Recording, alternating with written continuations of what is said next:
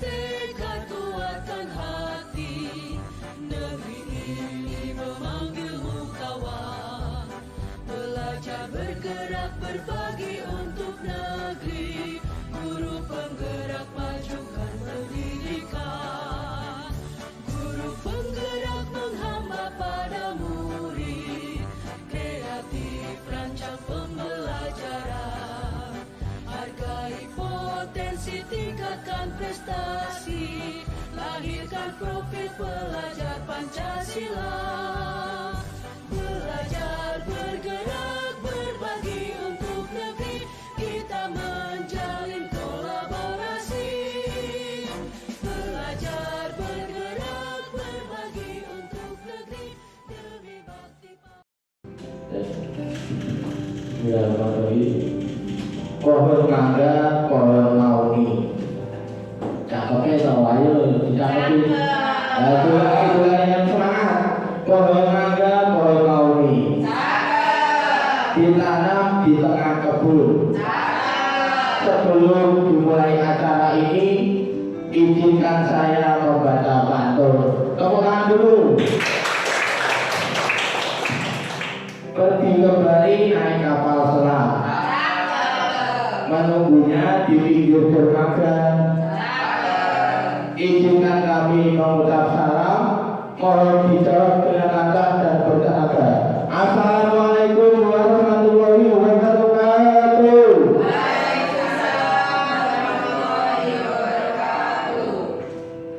Yang terhormat kepada Ibu Kepala SDN 5 Bangkalan, beliau Ibu Satina SPD, yang kami hormati rekan-rekan guru SDN 5 Bangkalan serta tamu undangan dari sekolah SD Bangkalan yang kami hormati dan kami banggakan.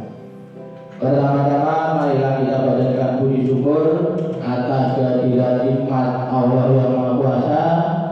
Kita bisa berkumpul di gedung SDN 5 Bangkalan dalam acara diseminasi budaya positif. Saya di sini selaku moderator akan membacakan susunan acara. Yang pertama, pembukaan. Yang kedua, sambutan dari kepala sekolah. Yang ketiga, acara inti, yaitu pemaparan materi. Yang keempat, refleksi. Yang terakhir, penutup. Baik, untuk menyingkat waktu, acara yang pertama, pembukaan. Acara pembukaan dibuka dengan bacaan basmalah. Bismillahirrahmanirrahim. Acara selanjutnya, sambutan dari Ibu Kepala Sekolah, beliau Ibu Satina. Waktu dan tempat dipersilakan.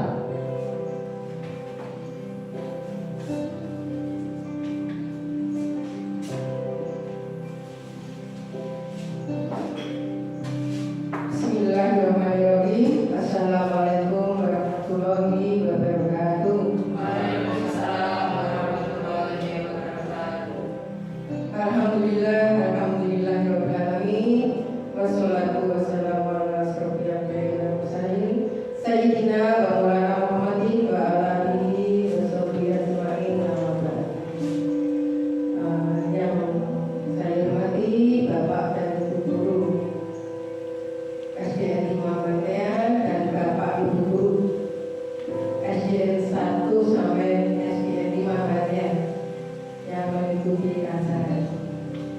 Pertama-tama marilah kita selalu memanjatkan puji syukur kehadirat Allah Subhanahu wa taala yang mana pada pagi hari ini, pada siang ini kita dapat melaksanakan kegiatan diseminasi budaya positif yang akan disampaikan nanti oleh guru muda. Kita di sini selalu diberi nikmat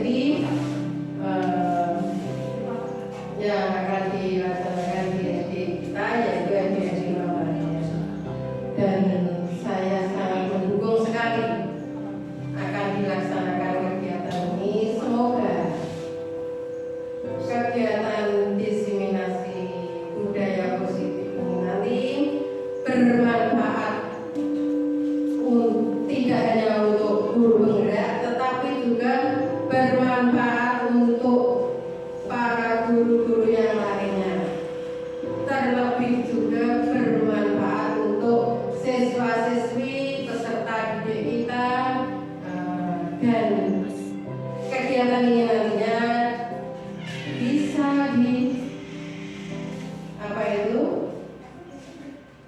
dilanjutkan, disampaikan, ditularkan kepada anak didik kita, sehingga anak didik nantinya bisa lebih maju, lebih kreatif, lebih berinovasi dan benar. Saya juga berharap semoga dari ilmu yang telah diperoleh oleh guru penggerak nantinya ditularkan kepada teman-teman guru yang belum mengikuti CGP, biar ilmunya nanti bisa tertularkan, bisa bermanfaat, bisa ditularkan, disampaikan kepada anak didik, sehingga anak didik nantinya lebih demikian Bapak Ibu gurunya bisa saya sampaikan, kata yang bisa saya sampaikan. Semoga kegiatan siang ini nanti bisa berjalan lancar, diridhoi oleh Allah dan sukses untuk kedepannya. Apabila ada kata-kata saya yang kurang berkenan di hati Bapak dan Ibu guru semua, saya mohon maafnya sebesar-besarnya. Wassalamualaikum warahmatullahi wabarakatuh.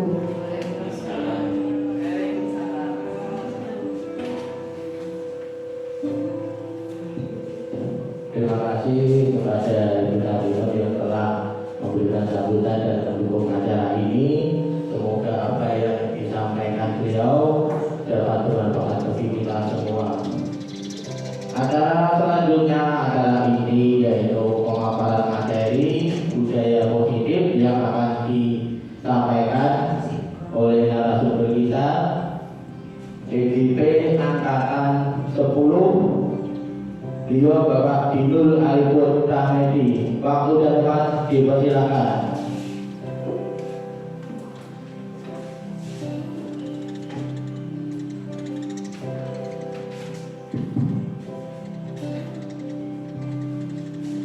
Ya, Bismillahirrahmanirrahim.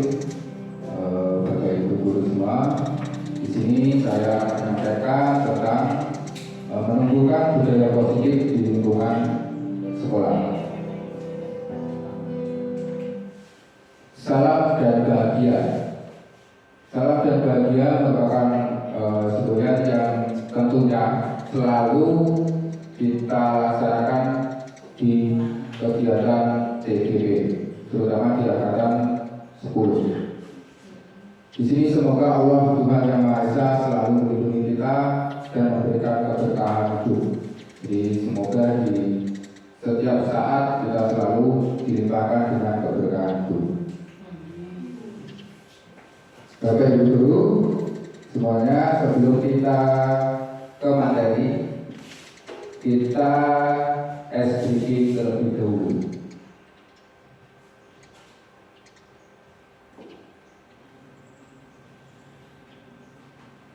Bapak Ibu guru semua bisa berdiri, kita tunjukkan video berikut ini.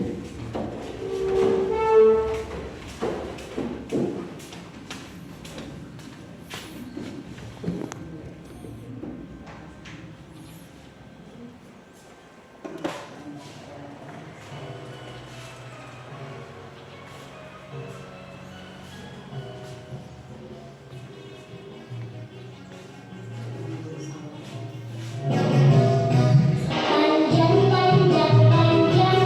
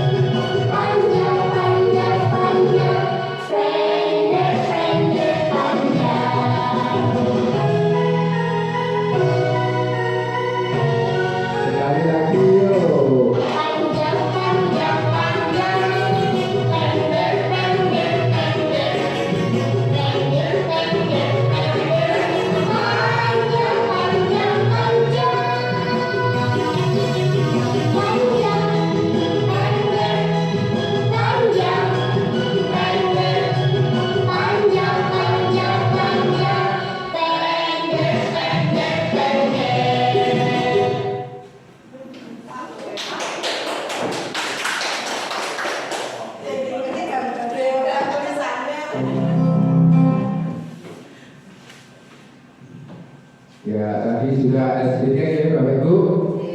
Ya, kita ke tujuan diseminasi pada kegiatan hari ini. Yang pertama, melaksanakan aksi nyata modul 1.4 yaitu tentang budaya positif. Di sini tentang budaya-budaya yang ada di sekolah.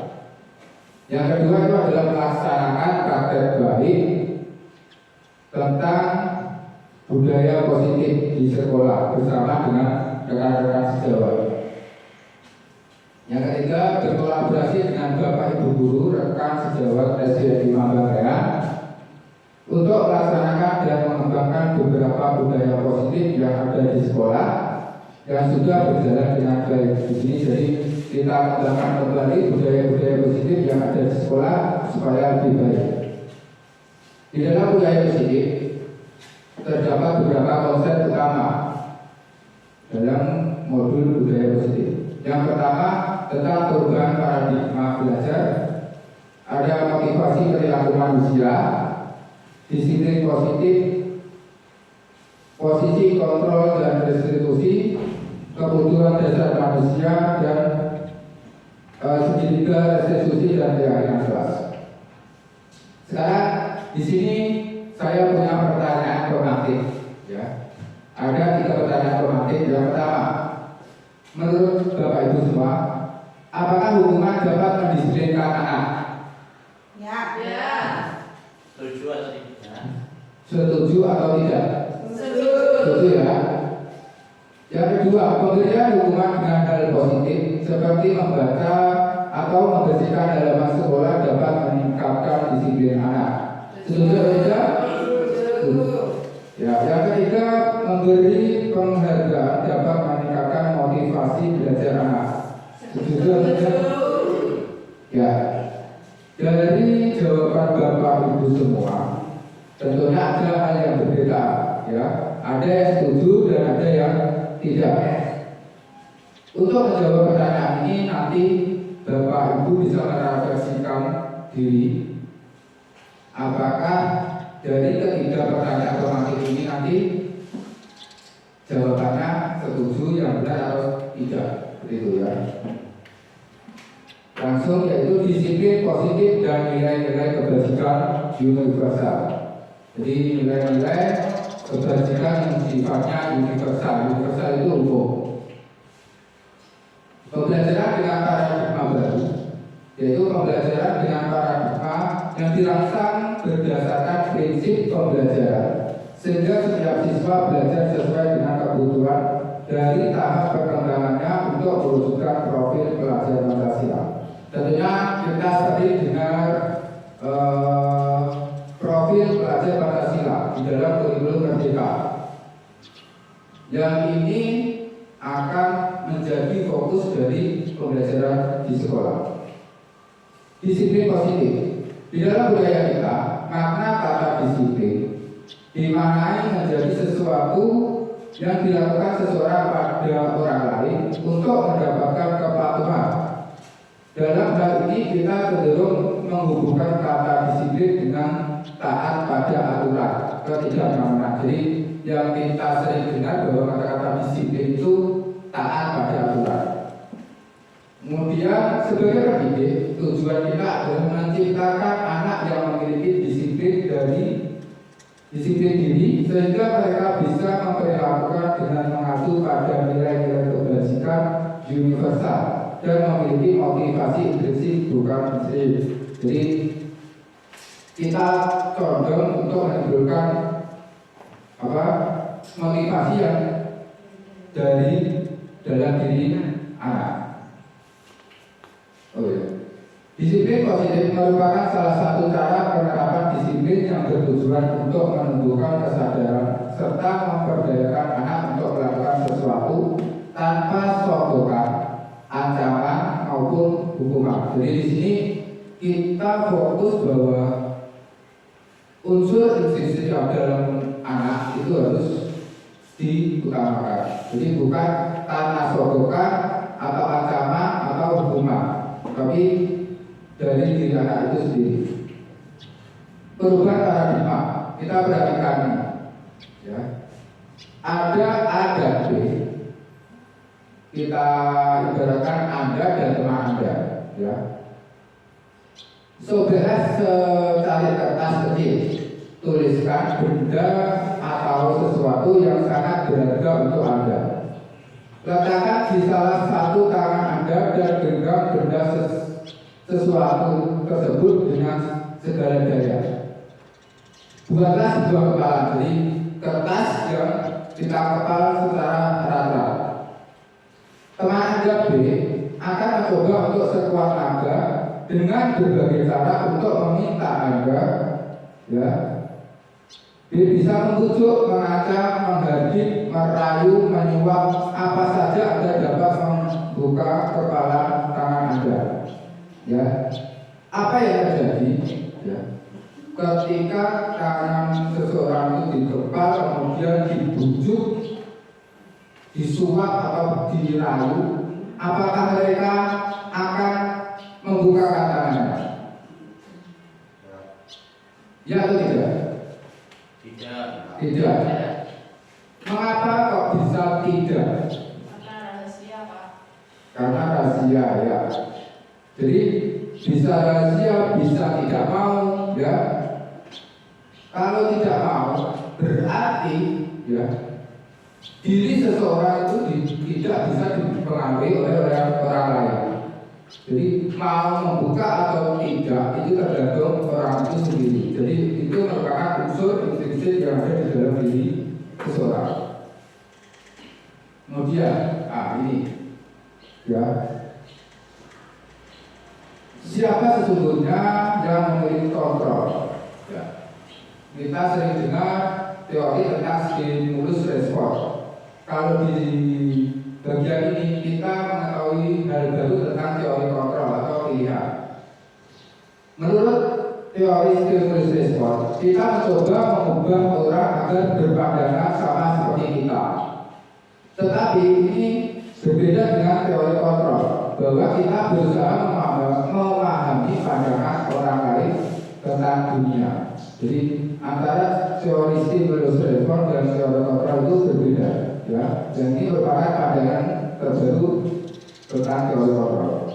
Kemudian perilaku buruk dilihat sebagai suatu kesalahan. Teori kontrol, semua perilaku memiliki tujuan. Jadi perilaku itu pasti memiliki tujuan tersendiri. Jadi tidak terpengaruh dari stimulus luar. Kemudian orang lain bisa mengontrol saya. Ini kalau teori kontrol hanya ada yang bisa mengontrol diri Anda, jadi diri sendiri yang bisa mengontrol. Kalau ini faktor dari luar itu bisa berpengaruh terhadap perilaku seseorang. Kemudian saya bisa mengontrol orang lain, jadi diri saya bisa mengontrol Bapak Ibu semua. Itu menurut teori stimulus respon. Sedangkan teori kontrol, Anda tidak bisa mengontrol orang lain. Nah, ini berbeda, ya. Kemudian pemaksaan ada pada saat bujukan gagal. Jadi kalau bujukannya gagal itu bisa menghardik, bisa menghukum, itu bisa berpengaruh terhadap perilaku seseorang. Itu menurut stimulus respon.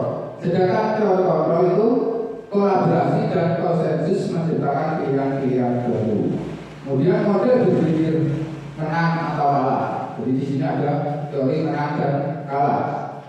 Kalau menurut teori kontrol itu bahwa model berpikir itu semua menang, ya, berpikir menang-menang.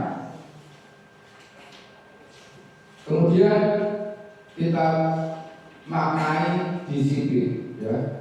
Disiplin berasal dari bahasa Latin disiplina, yang artinya belajar.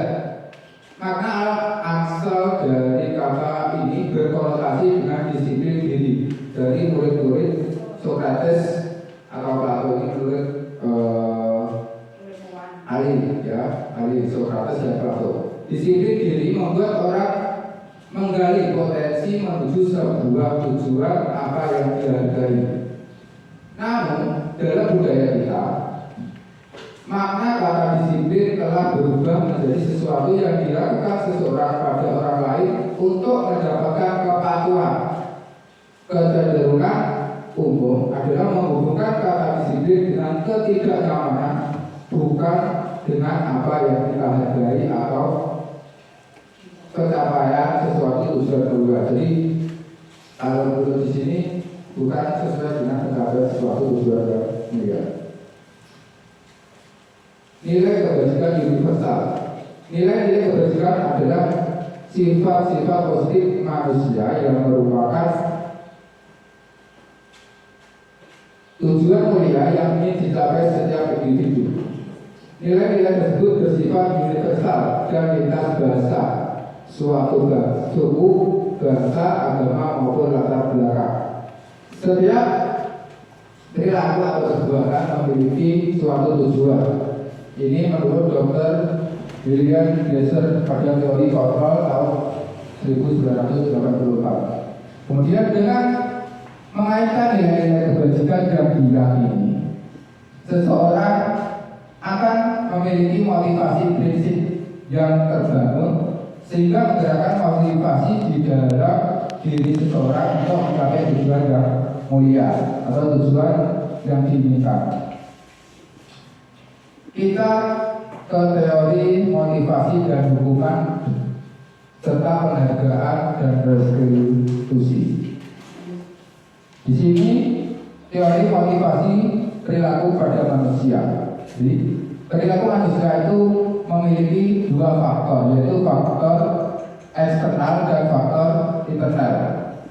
Yang di sini merupakan tujuan disiplin positif. Yang pertama dari faktor motivasi internal untuk menghindari ketidaknyamanan atau hubungan. Nah ini apa yang akan terjadi apabila saya tidak melakukannya.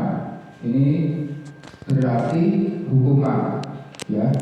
Ini merupakan faktor eksternal. Yang kedua untuk mendapatkan imbalan dari orang lain. Jadi melakukan sesuatu untuk mendapatkan imbalan dari orang lain itu merupakan motivasi eksternal. Yang ini menjadi tujuan dari pembelajaran yang kita akan pelajari, yaitu untuk menghargai diri sendiri.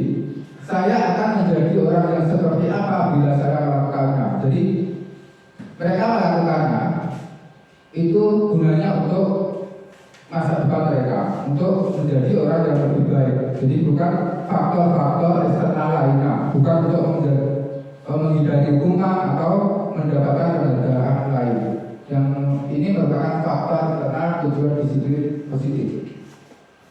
Kemudian yang kita sering dengar yaitu tentang apa itu merdeka, ya, yaitu kita terus mendengarnya. Kata merdeka menurut Dian Setiawatoro itu artinya tidak hanya terlepas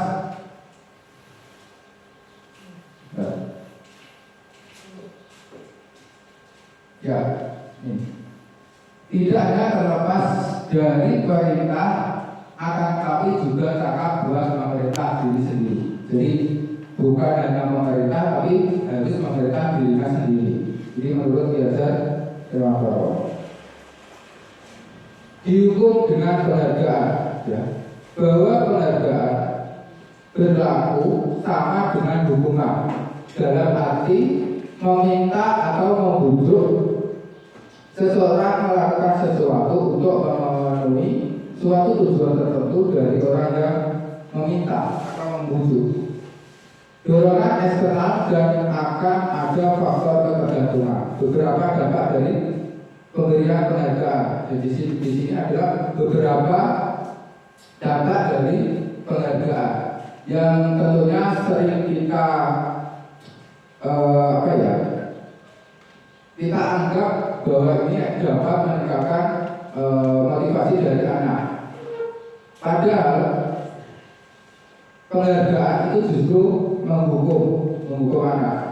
Jadi penghargaan itu berpengaruh terhadap jangka pendek dan jangka panjang. Jangka pendek dan jangka panjang anak. Kalau kita sering kasih penghargaan, tentunya anak itu akan melakukan sesuatu karena ingin mendapatkan penghargaan seperti itu. Kemudian penghargaan menghukum, jadi menghukum anak dengan penghargaan. Karena kalau dia melakukan sesuatu pasti mereka tidak akan mendapatkan penghargaan. Kemudian penghargaan mengurangi ketepatan. Mengapa seperti ini? Ini sama dengan kita, kalau kita tidak ingin mendapatkan penghargaan, justru anak tidak akan melakukan sesuatu. Dia hanya diam. Jadi faktor penghargaan ini menghukum anak. Penghargaan tidak efektif, ya tentu tadi, ya. Penghargaan merusak hubungan. Mengapa penghargaan itu merusak hubungan? Karena timbul rasa iri oleh temannya. Kok dia terus yang mendapatkan penghargaan? Saya tidak pernah mendapatkan penghargaan seperti itu. Kemudian kita lihat penghargaan ini yang lebih tepat yang bisa kita lakukan, yaitu bentuk program kebajikan atau kita dalam bentuk apresiasi, bukan penghargaan. Ya.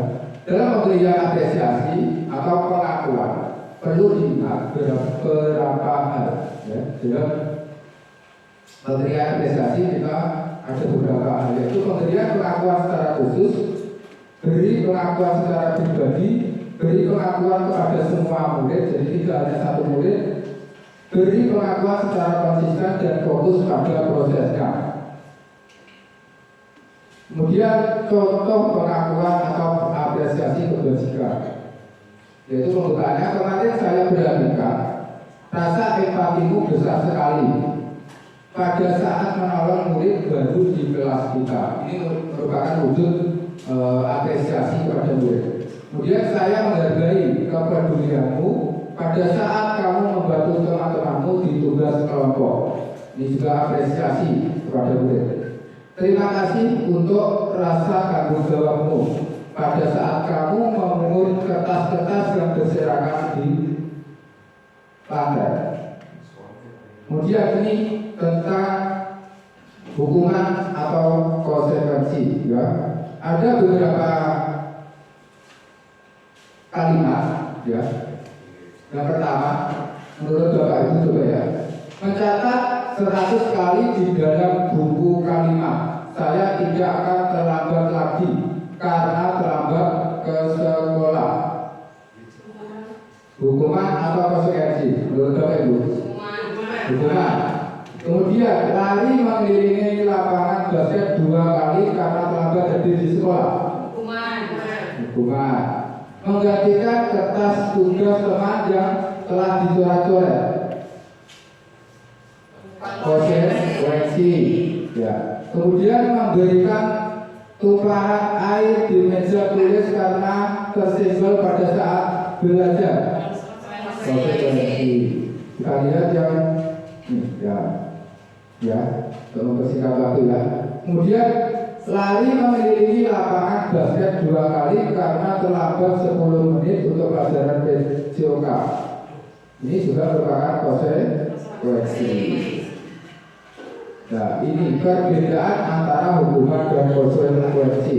Yang hukuman sesuatu yang menyakitkan harus terjadi, sedangkan konsekuensi itu merupakan sesuatu yang harus terjadi. Membuat anak sakit fisik maupun hati untuk jangka waktu lama. Jadi dengan dihukum pastinya anak akan merasa tersakiti, baik itu secara fisik maupun hati. Sedangkan konsekuensi itu membuat anak merasa tidak nyaman dalam jangka waktu pendek. Anak memiliki kedisiplinan, anak menghargai kedisiplinan. Kemudian ada paksaan, sedangkan di sini stimulus prabapak. Mendorong anak menjadi diri sendiri, mendorong anak agar mudah menyesuaikan diri. Konsep diri yang buruk dan konsep diri yang baik ini merupakan perbedaan antara hukuman dan konsekuensi. Kemudian kalian Bapak Ibu guru sudah tahu tentang teori hukuman dan konsekuensi. Di sini ada hal baru yang mungkin Bapak Ibu guru semua sering baru dengar, yaitu restitusi. Apa itu restitusi?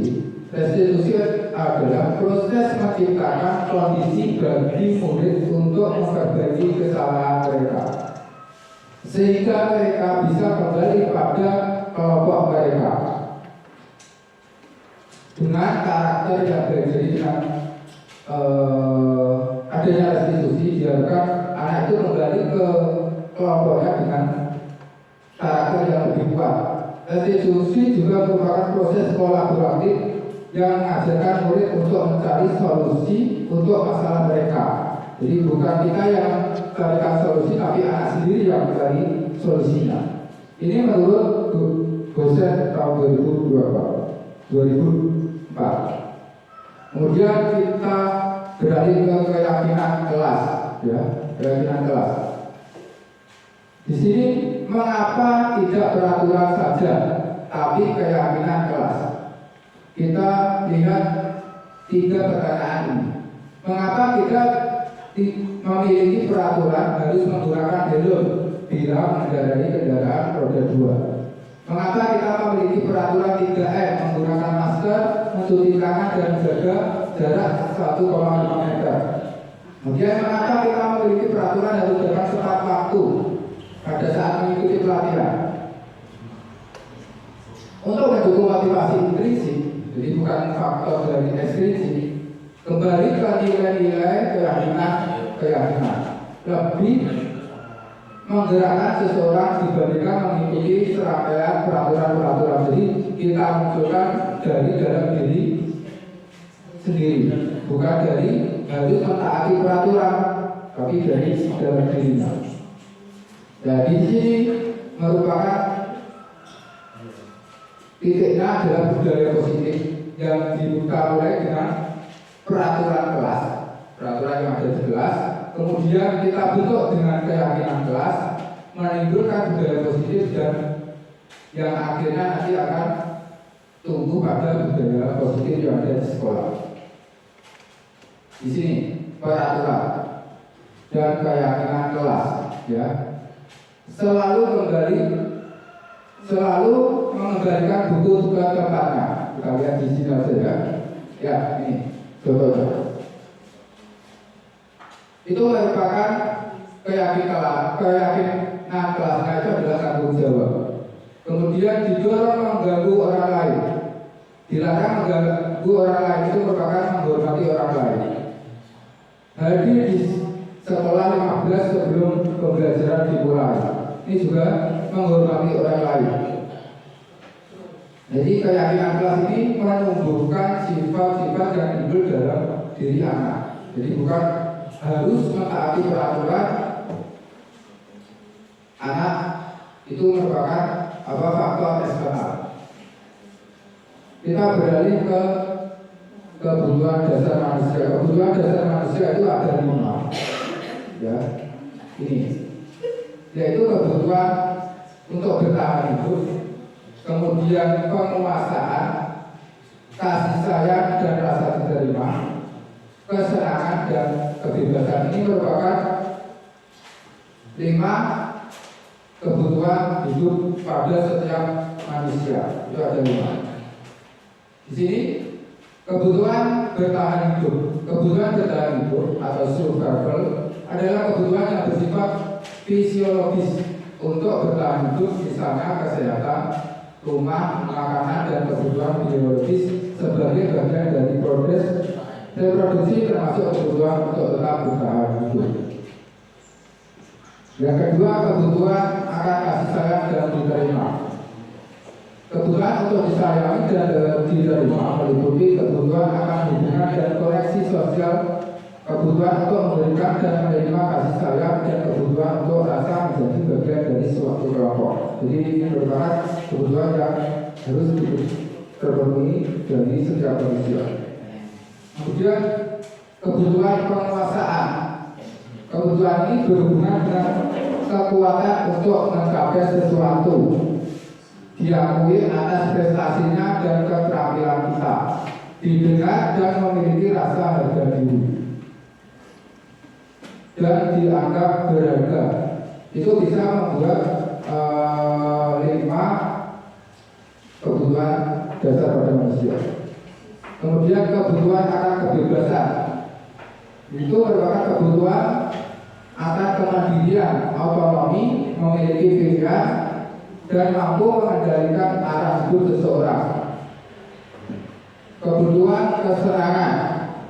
Ini adalah merupakan kebutuhan untuk mencari kesenangan, bermain, tertawa. Anak-anak dengan kebutuhan dasar kesenangan yang tinggi biasanya ingin menikmati apa yang dilakukan. Mereka juga bisa berkonsentrasi tinggi saat mengerjakan hal-hal yang disenangi. Di sini ada narasi tematik, ada Ibu Ambar, guru wali kelas 2A di SD Pelita Hati, sedang bingung menghadapi ulas salah satu murid di kelasnya. Doni, beberapa anak di kelas 2A telah datang padanya dan mengeluhkan Doni yang seringkali meminta bekal makan siang mereka dengan paksa. Jika Anda menghadapi situasi seperti Ibu Ambar, apa yang akan Anda lakukan? Menurut Anda, kira-kira apa alasan Doni melakukan hal itu? Jadi ini merupakan kasus yang ada di sekolah akan kebutuhan dari diri manusia. Jawabannya seperti itu. Dalam kasus Doni di atas, apabila jawaban Doni ketika ditanya oleh Ibu Ambar adalah karena ia lapar dan orang tuanya tidak membawakannya bekal makan siang, maka kebutuhan dasar yang sedang berusaha dipenuhi oleh Doni adalah kebutuhan untuk bertahan hidup atau survival. Itu. Jadi tergantung dari jawaban Doni mengapa dia tidak membawa bekal ke sekolah. Ini ada juga yang kedua, ibu guru bilang, aku tidak boleh bersenandung sewaktu mengerjakan tugas. Katanya kelas harus tenang, tidak ada suara kan, gak seru jadinya. Kesimpulan dari tadi, ya, dari kasus tadi bahwa itu adalah merupakan kebutuhan akan kesenangan. Seperti itu. 5 posisi kontrol ini ke bagian berikutnya. Ini coba nanti Bapak Ibu dulu perhatikan tentang video 5 posisi kontrol.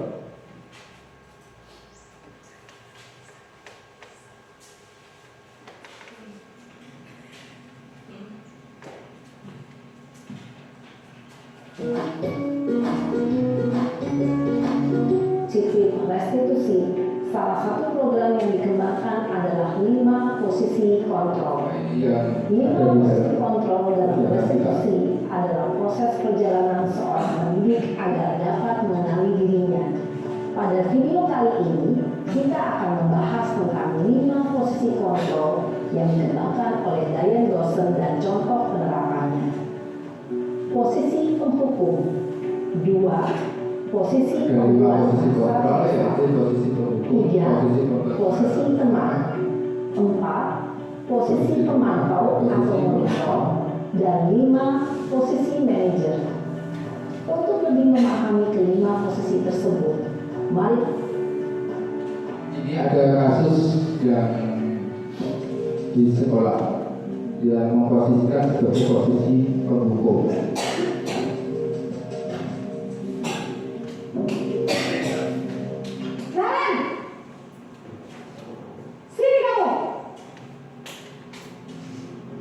Selamat pagi, Bu. Selalu terlambat. Kamu deh, pasti terlambat. Maaf, Bu. Saya Apa? Apa coba? Alasan kamu apa lagi? Kapan sih kamu tidak terlambat? Malas sekali ya kamu jadi anak. saya Dasar pemalas. Gak kapok-kapok sih kamu. Sudah berapa kali terlambat? Sana, kamu keliling lapangan basket 2 kali. kenapa saya harus keliling lapangan basket, Bu? Kenapa? Kamu melawan ibu. Berani-beraninya jawab. Sudah terlambat, masih berani jawab pula. Sekarang, keliling lapangan basket 5 kali sekalian. Biar kapok. Cepat. Mungkin ini Pergi Bapak sana ke Ibu lapangan basket. melakukan. Jadi ini sifatnya Posisi penghukum biasanya berbicara dengan nada tinggi, menghardik, menunjuk-nunjuk, menyakiti, dan menyindir. Hukuman bisa berupa adalah murid jelek. Kita ke posisi berikutnya. Naren!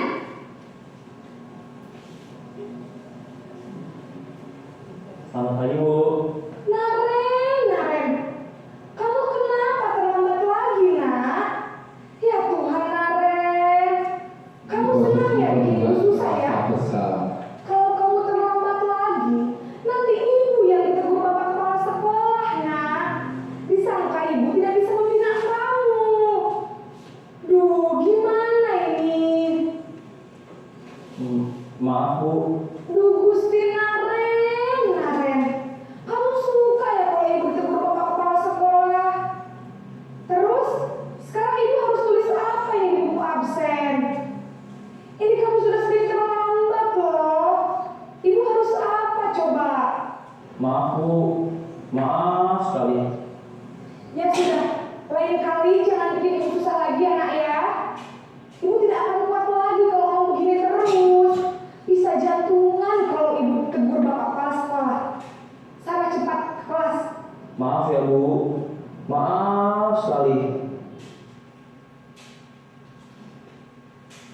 Posisi membuat rasa bersalah lebih membuat murid merasanya sendiri. Murid akan negatif tersebut di dalam.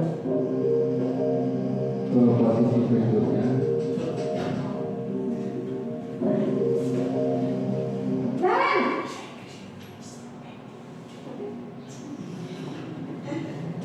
Selamat pagi Bu.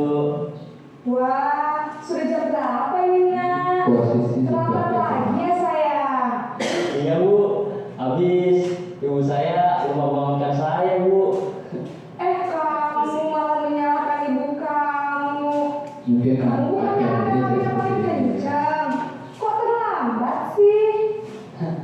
Iya Bu. Saya memang terlambat bangun tadi. Jadi biarpun saya lari kencang, tetap gak kesenjar Bu. Ya sudah sana.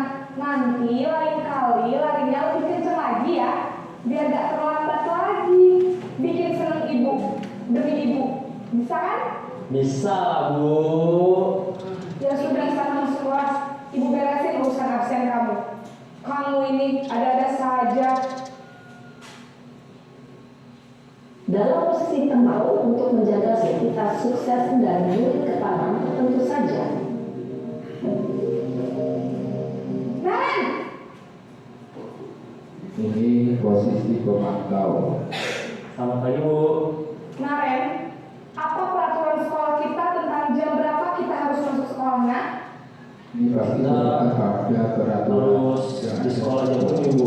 Iya betul, sekarang sudah jam 7.20. Naren sudah tahu konsekuensinya jika terlambat hadir. Paham Bu.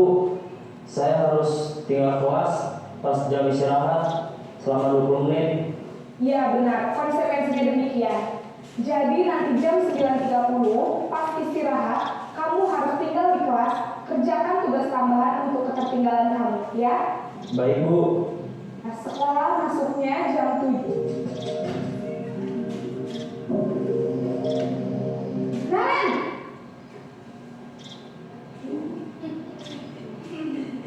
Selamat pagi Bu. Selamat pagi Naren. Maaf Bu, saya terlambat. Iya, sekolah masuknya jam 7, sekarang sudah jam 7.20. Jadi sekarang bagaimana ini, Naren? Maaf Bu, saya lupa soal saya sekolah. Baiklah, menurut kamu, kira-kira sekolah yang mana yang perlu kamu tingkatkan? Menghargai diri sendiri dan orang lain mungkin ya Bu. Setuju. Jadi, apakah Naren meyakini prinsip saling menghormati tersebut? Iya Bu, saya meyakininya. Apakah Naren bersedia memperbaiki masalah keterlambatan ini? Bersedia Bu. Bagaimana kamu akan memperbaiki masalah keterlambatan ini? Saya akan coba untuk tidak lupa menyetel alarm saya Bu. Baik, kalau Naren lupa menyetel alarm di rumah, ada orang yang kira-kira bisa bantu mengingatkan tidak? Ada Bu, kakak saya, Kak Emma. Ada lagi selain Kak Emma? Selain Kak Emma, ada ibu saya. Baik, jadi yang mengingatkan Naren adalah Kak Emma dan ibu kamu ya. Kira-kira akan mulai setel alarm kapan nih, Naren? Setelah pulang sekolah, akan segera saya lakukan. Baik, jadi Naren akan setel alarm untuk bangun besok pagi dan akan diingatkan oleh kakak dan ibunda Naren ya.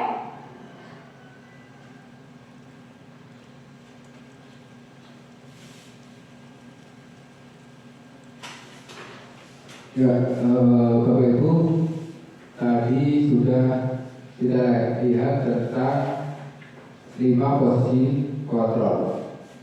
Tentunya Bapak Ibu semua pasti pernah di posisi kelima tadi. Ada yang memposisikan sebagai penghukum, kemudian ada yang sebagai teman, rasa bersalah, dan posisi manajer. Di sini ada sebuah tabel tentang 5 posisi kontrol, ya, tentang identifikasi gagal. Ini biasanya di penghukum dan pembuat rasa bersalah. Kemudian identitas berhasil atau sukses. Ini di posisi tengah dan pemantau. Sedangkan yang perlu kita pahami semua yaitu sebagai posisi manajer, yang ini tentunya kita harapkan guru itu di posisi manajer.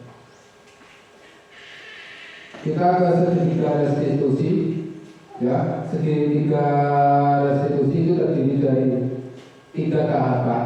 Yang pertama itu menstabilkan identitas, kemudian validasi kebutuhan, kemudian menanyakan keyakinan kelas. Tahap pertama, menstabilkan identitas. Biasanya dimulai dengan beberapa pertanyaan, ya. Misalnya, kita pasti bisa menyelesaikan permasalahan ini. Bapak atau ibu tidak tertarik untuk sekali tahu siapa yang benar, siapa yang salah. Bapak atau ibu lebih tertarik untuk menyelesaikan masalah. Biasanya dihubungkan dengan kata seperti ini. Kemudian validasi kebutuhan. Biasanya guru berkata, kamu bisa saja kan melakukan hal yang lebih buruk, tapi kamu tidak melakukannya. Ini tahapan validasi kebutuhan. Kamu pasti punya alasan mengapa melakukannya. Apa yang penting bagi kamu?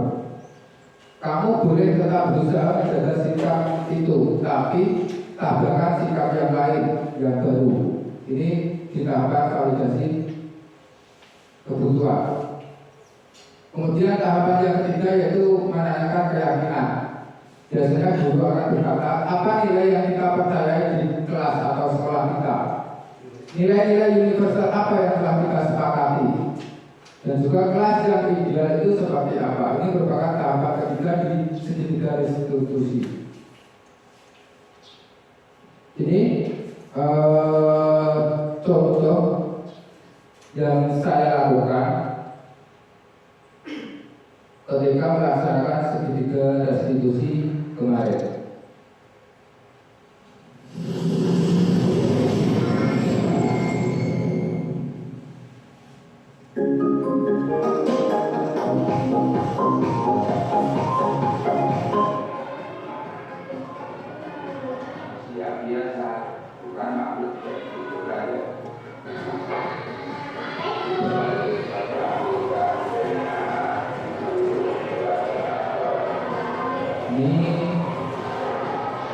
Yang saya lakukan dan skenario yang saya lakukan kemarin penerapan segitiga restitusi di sekolah.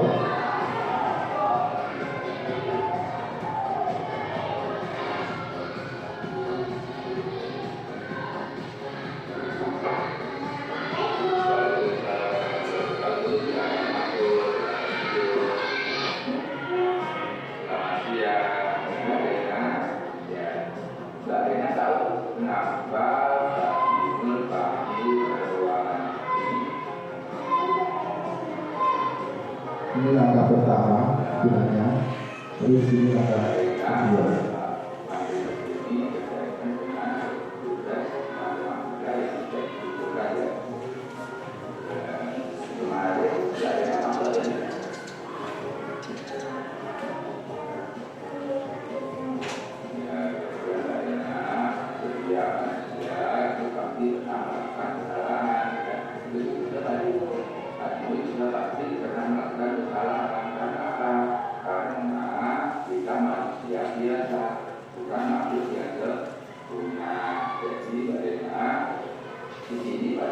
bukan mau mencari siapa yang salah, tetapi kita bersama-sama mencari solusinya, ya, supaya daerah bisa menentukan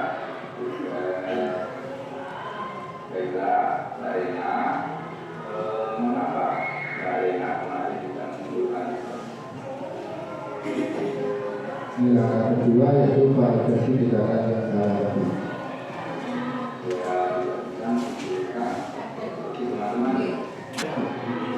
Sampai validasi tindakan.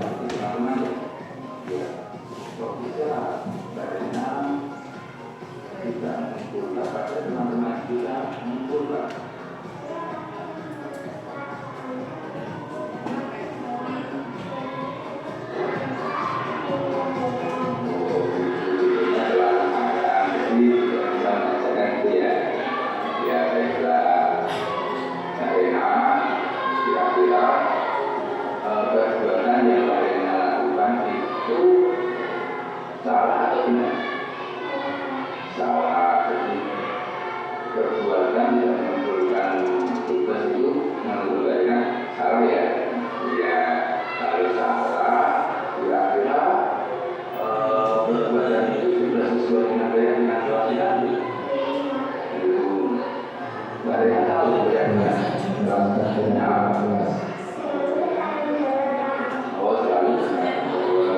benar sekali, ya. Pak, diapresiasi. Marina sudah tahu keyakinan kelas yang Marina telah landas kira-kira ya, kira-kira Marina bagaimana solusinya?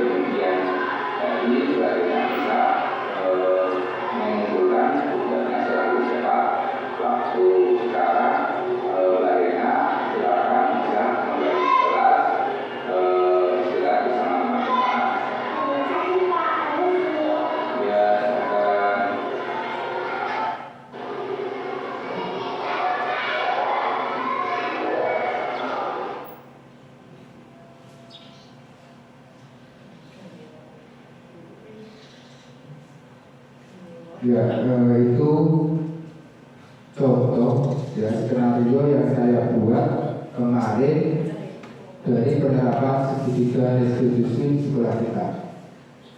Bapak Ibu semuanya, di sini merupakan rangkuman dari materi-materi yang telah kita ketahui di depan tadi, ya, yang berpusat pada disiplin positif, ya, yang akan menunjukkan budaya positif di sekolah, ya. Dan itu tentang 5 posisi kontrol, kemudian ada teori motivasi, kebutuhan dasar manusia, dan juga tentang segitiga restitusi. Itu puncaknya itu adalah menumbuhkan budaya positif yang ada di sekolah. Jadi bukan hanya itu kita terapkan sekali saja, tapi perlu keberlanjutan. Jadi kita lakukan secara terus-menerus dan konsisten supaya sekolah kita menjadi lebih baik dan lebih maju. Seperti itu.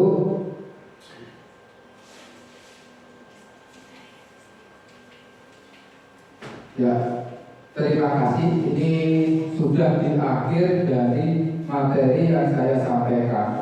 Ya, lebih dari 1 jam saya menyampaikan materi yang tentang budaya positif. Mungkin saya ingin meminta ya Bapak Ibu guru salah satu saja menyampaikan hasil refleksinya dari beberapa materi yang saya sampaikan. Mungkin dari Bapak Ibu guru, siapa yang mau menyampaikan? Ya, monggo Bu Isti.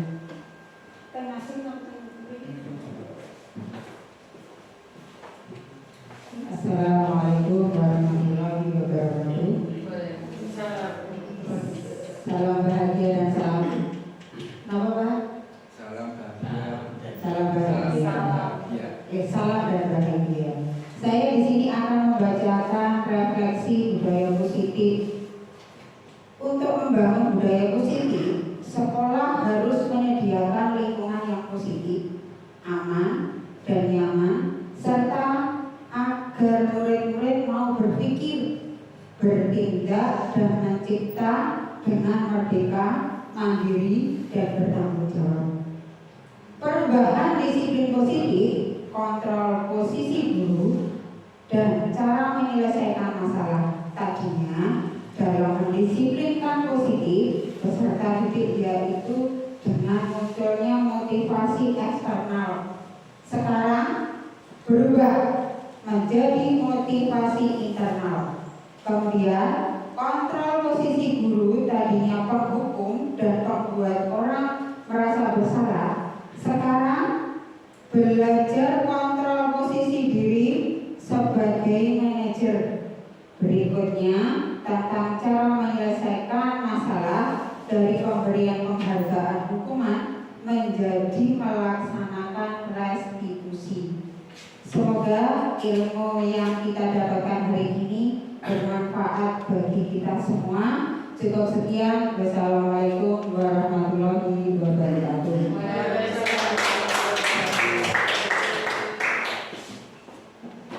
Ya, terima kasih Bu Isti yang telah menyampaikan refleksi kegiatan pada siang hari ini yang disampaikan sangat luar biasa sekali. Ibu, terima kasih. Semoga apa yang saya sampaikan tadi bisa bermanfaat untuk Bapak Ibu guru semua, bisa diterapkan di sekolah, terutama kepada anak didik kita.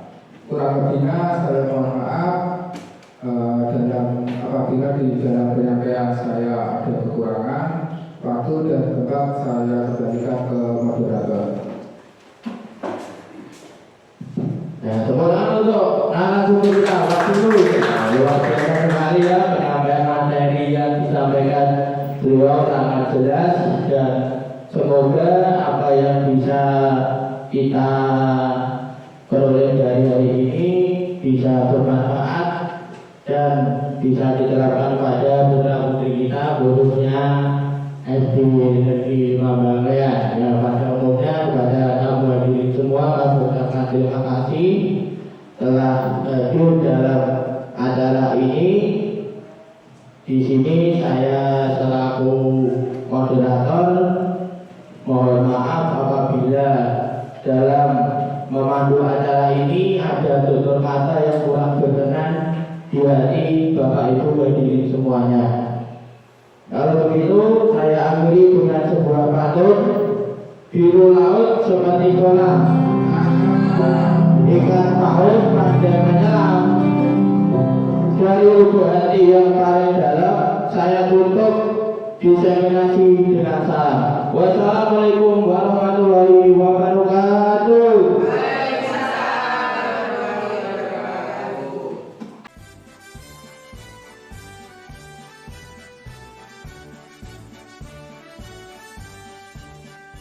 Bulatkan